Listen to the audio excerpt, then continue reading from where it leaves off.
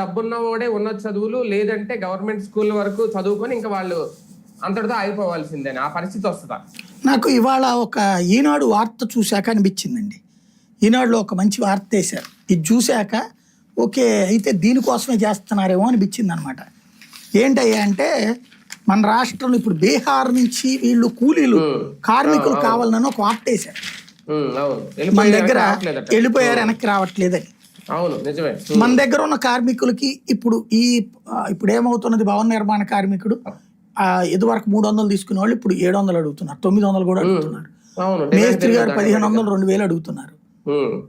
వ్యవసాయ రైతు కూడా ఇదివరకు 200, 150 రూపాయలకు వచ్చేటటువంటి స్టేజ్ నుంచి అప్పట్లో నా బాగా గుర్తు, పల్లెటూళ్ళలో 300 రూపాయల మగాళ్ళకి 80 నుంచి 100 రూపాయలు లేడీస్కి ఇచ్చేవాళ్ళు.